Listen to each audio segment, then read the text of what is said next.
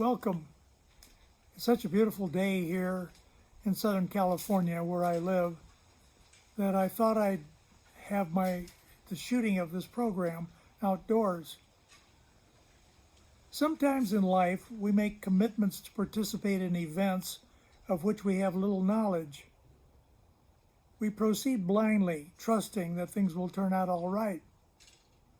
Oblivious Odyssey, the story you are about to hear, is the tale of a young man who takes that chance only to have everything go wrong. But encountering the unexpected is what you viewers should always expect on Dramas, Dreams, and Drollery. I am Mark, the creator of these stories, and one who likes to keep you guessing. Here now is the story, Oblivious Odyssey. I've been dreading this day for a year. Now you say all I have to do is to take some sleeping pills? Inquired Skip Dixon. That's right, replied Al Tiepolo. There's got to be some catch. Sigma Epsilon Tau has a reputation for having the most mortifying, loathsome, and inhuman initiation rites of all the fraternities at the University of Alaska. Oh, we've reformed. Al's comment drew snickers and suppressed smiles from onlookers. I wonder why I'm not overjoyed. Eddie Lansing brought the pledge the sleeping pills and a glass of water, which he quickly consumed. Lie down on the bed. We want you to be comfortable, Al said. More snickers and suppressed smiles. Skip wondered what to expect.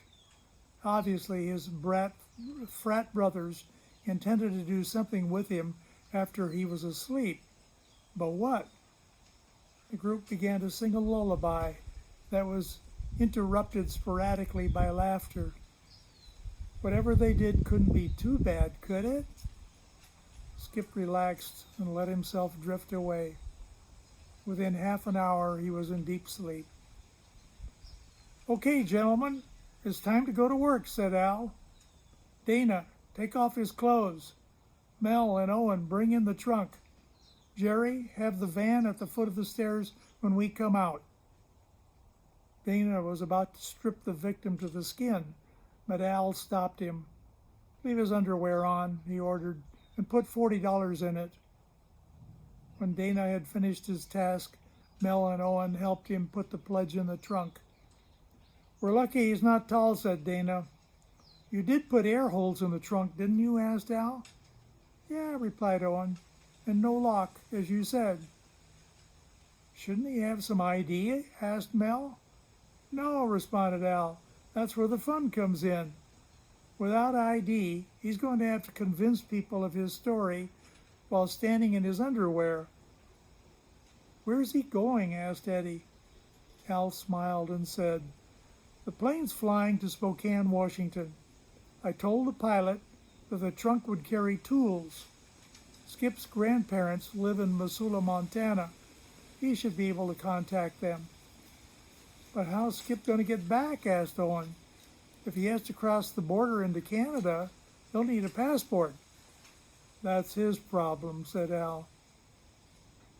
The brothers of SET transported the trunk to the airport and waved goodbye as the plane bore their friend southward. Skip didn't regain consciousness until the plane was entering Washington State. The pilot was startled to see a Caucasian young man in underwear emerge from the cargo area of his plane. He laughed when Skip explained what had happened. And then he said, In the back I have an old pair of overalls that I use from time to time. You won't look good in them, but they're better than nothing. At the young man's insistence, the pilot wrote his address on a slip of paper so that the clothing could be returned later. From the Spokane airport, Skip called his grandparents in Missoula. Grandpa Dixon had discouraging news. Sorry, Skip, I'd come and get you, but our car's broke. Do you have any money? When his grandson replied $40, the old man advised, Now, buy a bus ticket to Missoula. We'll take care of you after that. At the bus station, Skip learned that a bus ticket to Missoula cost $38. The smell of food coming from an adjacent cafe made his mouth water. He was hungry, and he would stay hungry all the way to Missoula if he bought the ticket. The young man decided to hitchhike and spend money on food. After consuming a hamburger, French fries, and a Coke, he still had $34. Fortunately, the airport was close to Highway 90, the route he needed to take. Dressed in overalls, he worried that passing drivers might ignore him. But in 20 minutes, he caught a ride with an Idaho farmer. After an hour on the road, Skip fell asleep. He awoke to hear the words, "This is as far as I go." Watching the vehicle drive away, the young man realized that it was late afternoon, and he was on an isolated country road. He could see farmhouses about a mile from him, but the freeway was completely out of sight. In the next half hour, not one vehicle passed by. Soon the sun would set. Skip feared that he would spend the night there. Abruptly, a pickup truck appeared on a dirt road. Waving his arms frantically, the youth brought it to a halt. Two rough-looking men sat in the cab. "Where are you going?" one of them asked. When he replied, "Missoula," the man said, "Hop in the back." The truck continued to follow dirt roads. Skip had no idea where they were headed. He simply trusted the driver to take him to a better place than the one he had left. It was dark, and they were still on an isolated dirt road when the vehicle finally stopped. The two men got out of the truck and ordered Skip to get down. As he jumped to the ground, one of the men hit him hard on the head. From his unconscious body, they took the $34 and drove away. The victim arose about sunrise. His head ached terribly. He walked on shaky legs to a nearby farmhouse. A middle-aged woman in jeans answered the doorbell. From the dried blood on his face and clothing, she knew he was in distress. What happened?" the woman asked. "Did you have a car accident?" Skip was slow to respond. Finally, he said, I really don't know. I woke up just a little while ago lying beside the road." "Jed, come in here," the woman shouted. A man of about her age, also dressed in jeans, appeared from another room. The woman said to him, "This young man has come to us for help. Apparently he had an accident. He may have suffered a concussion." Skip said, "It's strange, but I don't remember what happened." Jed opened the front door and looked down the road. "I don't see a car out there," he said. "Maybe it's on the highway."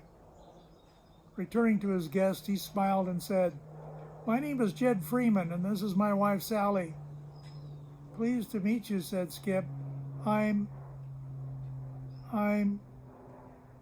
for some reason, I can't remember my name." "See," Sally exclaimed, "I told you he had a concussion." Husband and wife led Skip to a wooden table.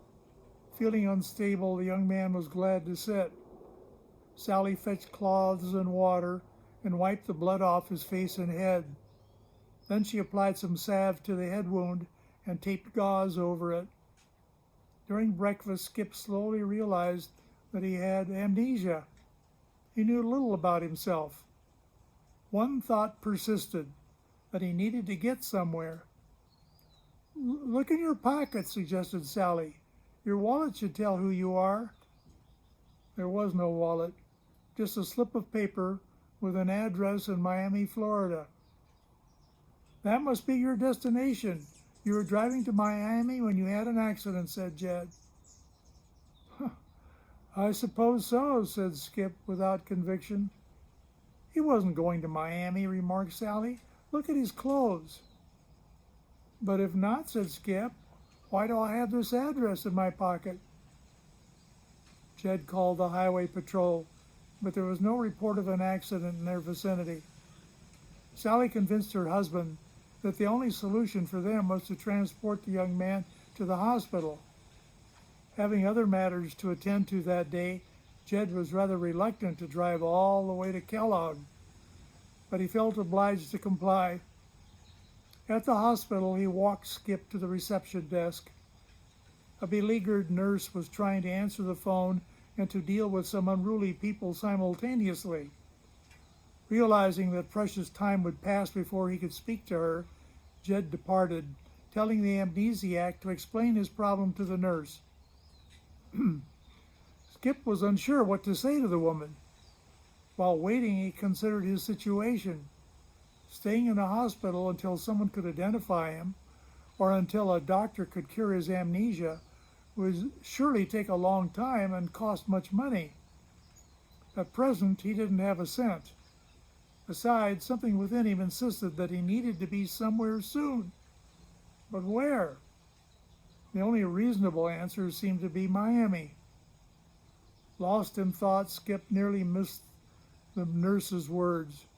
"Sorry for your long wait. May I help you now?" No, thank you." Skip walked out of the hospital. How could he get to Miami with no money? Hitchhiking on cars or trains seemed to be the options. He could probably go a few days without eating. On the highway, he got a ride to Missoula. There, he passed within 2 blocks of his grandparents' house, just as they were giving police a description of their missing grandson. On board a freight train headed east, Skip went to sleep in an empty boxcar.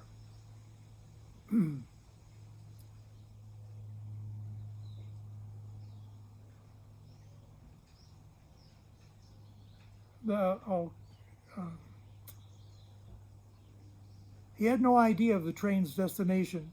He simply knew that he wanted to go east and south. The following morning, the young man awoke with a ravenous appetite. It was tempting to leap off at some little town, find food, and then try to catch the next train. But he resisted. Getting to Miami must be top priority, so he fought off hunger and the monotony of the journey. At Billings, another man climbed into the boxcar. Shabby and dirty, the newcomer positioned himself at some distance from Skip. It was obvious that he did not wish to talk, so they rode in silence. But when the man took a drink from a container of water, Skip felt compelled to speak. May I have some water? Please, I'm terribly thirsty," pleaded Skip. While speaking, he walked toward the man with the water. The shabby one reached into a pocket, took out a knife, and slashed Skip in the leg. As the young man fell to the floor, the weapon wielder leaped on his body and tried to stab him. Skip managed to grab his wrist. The pair rolled over twice, fighting for control of the weapon. Somehow, in the course of the struggle, the blade plunged into the chest of its owner. In horror, the young man watched his foe die. For some time, Skip sat beside the corpse in silence. He thought neither of his great thirst nor the wound in his leg. His mind was fixed on the idea that he had killed a human being. As time passed, he began to feel pain in the leg. It was a laceration, not a deep cut. Skip took a long drink from the water container. Then he searched the body for identification. A wallet contained $20 and a Social Security card bearing the name Chet Thurston. Skip briefly entertained the idea of keeping the Social Security card. It could be useful. On the other hand, it would tie him to the dead man. How would he ever be able to prove that he had not committed murder? It seemed best to dispose of the body quickly. Pocketing the $20, he returned the card to the man's clothing. Somewhere in farmland, he shoved the body out of the rail car. Anticipating the discovery of the corpse, Skip decided to flee the site of the tragedy as soon as possible. Police might search railway cars. Yet he declined to jump from the moving train. The vehicle eventually came to a halt in a small town. It remained there for several hours, but Skip did not dare get off. Outside the boxcar, he could hear human activity. He wanted no witnesses to his egress. About 4 the next morning, he descended at Bismarck, North Dakota. Noting several boats along the banks of the Missouri River, he climbed into one of them and slipped under a tarpaulin on the deck. He soon fell asleep. When the young man awakened, the boat was moving south. It was late in the morning, and he was feeling terribly hungry. The boat was a flat-bottomed barge with a small crew. Skip desired to stay hidden as long as possible, but an alert crewman discovered him in the early afternoon. "What you doing on this boat?" asked an old man with a grizzled beard and a pipe in his mouth. Skip responded, I'm trying to get to Miami." "You got a long way to go," said the old man. Eyeing the stowaway more carefully, he added, "Looks like you had some rough going." Skip looked down at his dirty overalls with dried blood above the shirt pocket and around the slit on the leg. "Yeah, I had a fight with a guy," he said. The old man smiled and said, "Well, I had a few of those too in my day. Come on and have some food. I'll bet you're hungry." Skip replied, "Thanks, I'm starving." In the cabin, 2 other crewmen were seated at a table. The man with the pipe introduced himself as Ben, and his fellow sailors as Pete and Hank. While eating, Skip concocted a story to explain his presence in Bismarck. Of course, he omitted entirely the killing on the train. Upon terminating the story, he asked, "So, where is this boat headed?" "St. Louis," replied Hank. "Tell you what," said Ben, "I know all the bargemen on these rivers. When we get to St. Louis, I'll fix it with one of them, so they'll take you to St. New Orleans if you like." Skip was elated at this news. In St. Louis, not only did Ben arrange the transfer, but there was time for the young man to go to a thrift shop and buy some clothes to replace the overalls. That left him with $10. Thanks to the generosity of the crew of the second vessel, Skip reached New Orleans clean and well-fed. While soliciting rides along Highway 10 in Louisiana, Skip began to wonder what he had in Miami. A wife? Parents? He had no idea. At his age, it seemed unlikely that he was married. He wore no wedding ring, but that didn't prove anything. For all he knew, he might have 2 children. The driver of a large rig took him as far as Pensacola. At the truck stop where Skip was deposited, he persuaded another trucker to carry his passenger to Tampa. The final leg of the journey took place in a car driven incredibly slowly by a very old man. Skip thought he would never reach his destination, and then suddenly he was in Miami. As he left the car, the old man told him that the address he sought was about a mile away. Skip wanted to run, but he knew he hadn't the endurance. Nevertheless, his heart beat a little faster with every stride he took. It was a trim house in a middle-class neighborhood. Skip rang the doorbell. A Caucasian woman about 60 years of age opened the door. She smiled when the young man asked a strange question. "Do you know who I am?" "Why, no. Should I?" "I was hoping you would. You see, I have no memory of the past. A few days ago, I woke up on a country road in Idaho with a bump on my head. The only thing on me was a slip of paper with your address." "Well, how extraordinary. Please come in. I'll see if I can help you. My name is Evelyn Lagunaris. Does that mean anything to you?" "No." Mrs. Lagunaris invited Skip to sit on a sofa in the living room. "Who lives here beside yourself?" "Just my husband Rudy and our son Clive. Rudy will be home soon. If you wish, you may wait and speak to him when he comes." Yes, if you don't mind. Since your address is my only connection to the world, I want to learn all I can about you. I hope you understand. I don't want to be nosy. I just want to find out who I am." "I understand perfectly.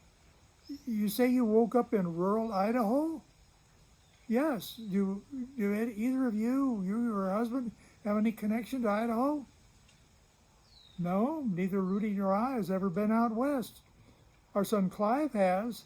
He's been all over the country. As a pilot, he's flown cargo everywhere. He was even in Alaska recently. Unfortunately, he's in California right now, so you can't talk to him. Has he been in Idaho? Not that I can recall. I think it's unlikely. He'll be here in about a week. If you're still in the area, you can talk to him at that time. No, if you're fairly certain he hasn't been in Idaho, it's probably not worth it for me to remain in Miami. Mrs. Lagunares served her guest tea. Half an hour later, her husband appeared. He could add nothing to what his wife had said. As an act of kindness, the couple invited Skip to dinner, and later they extended their courtesy and allowed him to spend the night in their home. The next morning at breakfast, the woman of the house asked a pertinent question. What will you do now?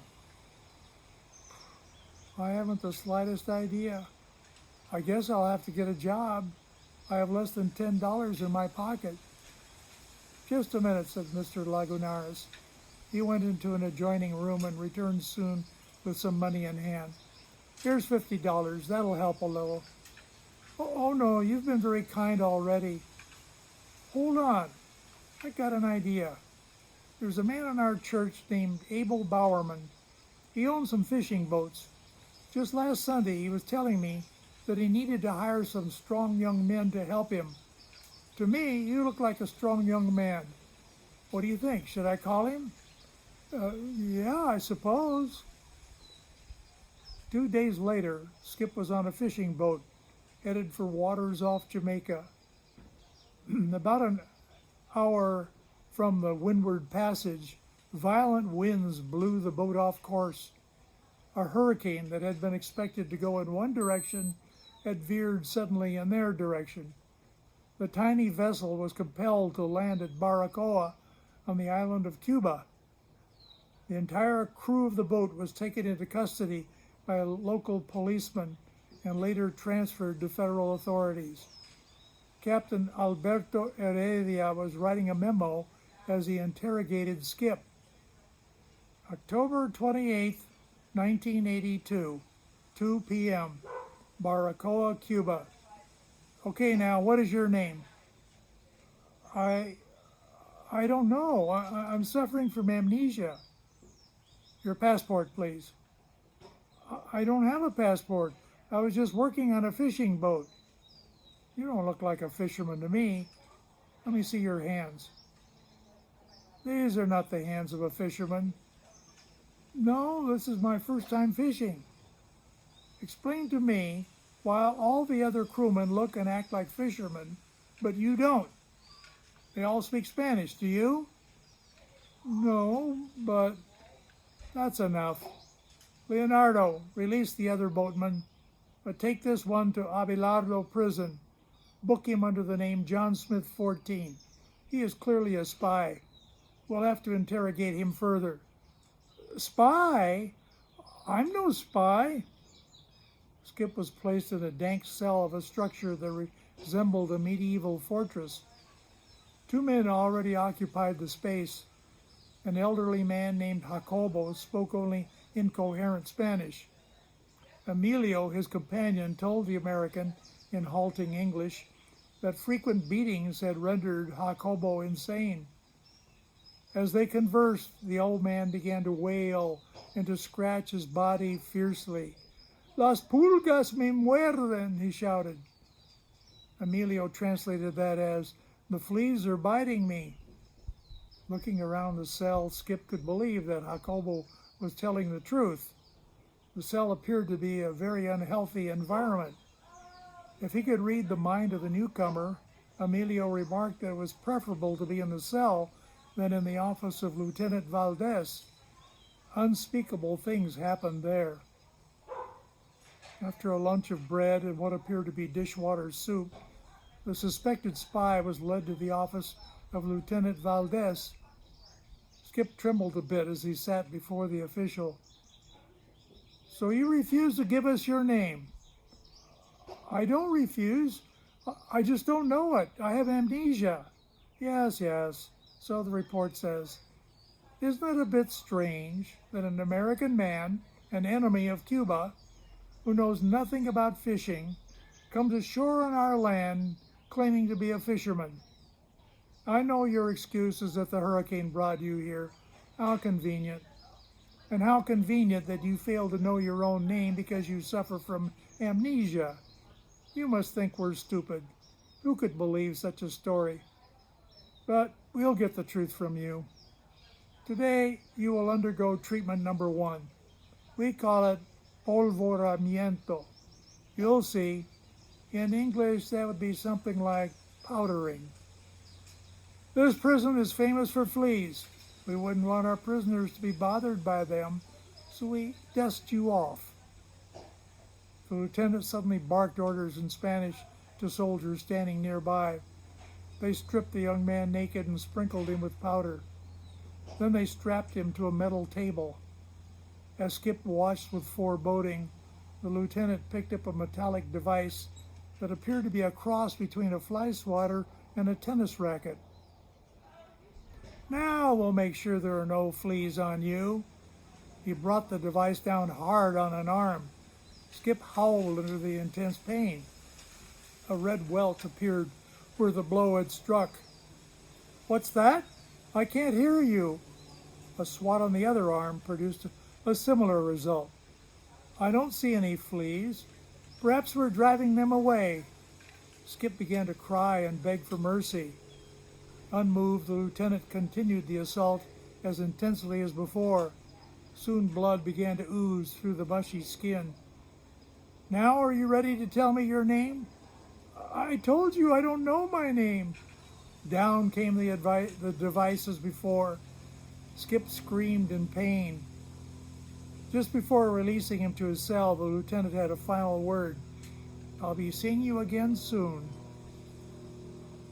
It hurt terribly to sit or lie on the floor of the cell, yet Skip's legs could not hold him up. His skin burned and his muscles twitched. When dinner arrived, the young man was too preoccupied with pain to care about food. The cellmates divided his dinner.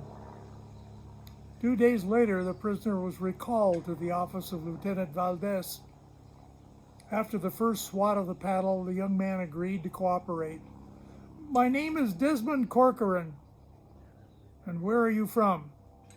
Salt Lake City, Utah. Who sent you here? The Central Intelligence Agency. And who is the director of the CIA? Skip was stumped. He blurted out, I don't know. Why are you lying? If you're CIA, you surely know the name of your leader. Apparently you still have fleas. We'll give you a second polvoramiento today.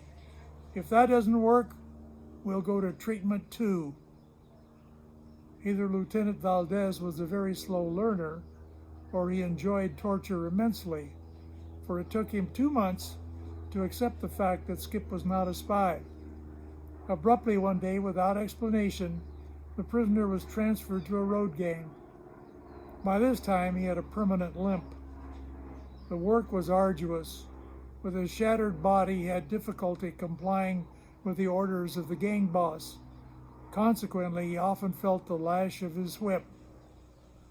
In early December, a rumor circulated that Skip's name was on the list of prisoners to be granted Christmas amnesty. Hope soared in him that he would be traded to America for Cuban spies. But that hope was dashed within a week, when, along with 20 other men, he was placed aboard an airplane and flown to Albania. By agreement with Cuba, the Albanian government had agreed to accept a small number of prisoners to be used as guinea pigs in state-sponsored tests. Skip was given an Albanian ID card with the name Adil Maiko. Like the other former prisoners, he was assigned a small, drab apartment in a concrete high-rise guarded by soldiers. Meals were communal affairs on the first floor of the building. His 2 sets of clothing consisted of a work outfit in olive-colored khaki and a dress outfit suitable for the Sears Roebuck catalog of 1897. The work boots pinched his toes. For several weeks, Skip worked at a gang sweeping urban streets and collecting garbage. Once a month, he and the other prisoners were taken to a hospital for tests, which usually meant being injected with experimental substances. After the second of these trials, Skip became violently ill. His body quivered uncontrollably, his temperature soared, and he vomited frequently. More than a month passed before recovery. The next time he was taken to the hospital for a test, Skip absolutely refused to participate. He punched an orderly who tried to force him to comply. Officials in Tirana decided to eliminate the unruly subject. They shipped him and 5 other insubordinate prisoners to China in return for some of China's jetsam. Still bearing the name Adil Maiko, the young man was transported to Inner Mongolia to do manual labor. For 2 months, Skip performed onerous tasks in inclement weather before discovering that he was less than a mile from China's Great Wall. Immediately he planned an escape. With a long rope wrapped around his body and a small bundle of provisions tied at his waist, he fled the barracks one night. At the base of the wall, Skip made a loop with one end of the rope. Then he tossed the looped end upward repeatedly until it trapped a merlon. Slowly he hoisted himself to the top of the wall's top. It was dangerous work to avoid the armed guards stationed at intervals on the structure. Very carefully he lowered himself down the other side. Skip was free and in outer Mongolia, but his life was still very much at risk. To remain free, he would have to venture into the hostile Gobi Desert. With inadequate supplies, he began walking north. The farther he advanced, the more desolate and forbidding the terrain. In 2 days, the food and water were gone. Skip began to think that he might be marching to his death. Under the radiant sun, his lips cracked and his skin burned. To conserve energy, he walked at night and rested during the day. Nevertheless, by the 4th day, he was staggering along at a slow pace. He knew he would soon die unless he found water or a village. Skip continued in a daze, tottering and stumbling despite his best efforts to maintain a steady rhythm with his legs. On this Via Dolorosa, he moved one early morning toward a blurry and blackened target with no idea what it represented. About 200 yards from the goal, he collapsed unconscious. Some nomads saw him fall. They carried him to a yurt and revived him with water. For a full day, Skip lay there unable to move except to consume a little food and water. On the 2nd day, he sat up and tried to communicate with his rescuers. Although he could not speak their language, the young man did manage to convey his nationality. The nomad seemed excited that he was American. They tried to tell him something, but he could not comprehend. When Skip was strong enough to stand on his feet, 2 men led him outside and put him on a camel. Eager to show him something, they took him on a trek over dunes of sand. Skip became excited upon espying the track of a vehicle. The 3 of them followed the trail for an hour. It ended at a tented camp. What a surprise! A group of American archaeologists in the field. Skip identified himself as an American with amnesia, and he told the scientists to ignore his Albanian ID. From his speech alone, the archaeologists readily accepted his statement. And then they marveled as he recounted the adventures of a modern Ulysses. With the aid of these compatriots, Skip reached Ulaanbaatar, capital of Mongolia. There, his fingerprints were taken and shipped to Washington, D.C. Within 2 weeks, the man who had traveled around the world without knowing his own name, learned that he was Everett Dixon of Fairbanks, Alaska. American missionaries in Mongolia helped him secure a flight to his native land. In Alaska, Everett learned that he was known as Skip. Little by little, he uncovered the events that had produced his incredible journey. As word of his exploits spread, journalists and reporters besieged him for the full story. Movie moguls offered gaudy sums for film rights. The city of Fairbanks declared him a hero.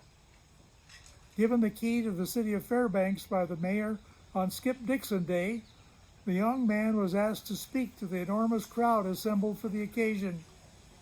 He recounted the highlights of his experiences and concluded with some speculation about his future. I've been told that with the help of doctors, I should be able to regain my memory. Obviously, I can never recover the lost 2 years of my life, and my body will never be quite normal. With all the money that's been offered for book and film rights, I should be financially secure. However, a little imp deep inside me says that if I want to be filthy rich, all I have to do is to sue Sigma Epsilon Tau, the University of Alaska, and the city of Fairbanks. What do you think I should do? End of story. So what do you think? Should Skip sue? Fraternity-initiated rites sometimes have bad consequences, but the odds of their turning out like Skip's must be 1 in a million. On February 15th, come to Dramas, Dreams, and Drollery for the comical tale of a young couple who go on vacation in the Caribbean. It's called Out on a Limbo. Please remember that I retain the copyright to all of my works. Thank you.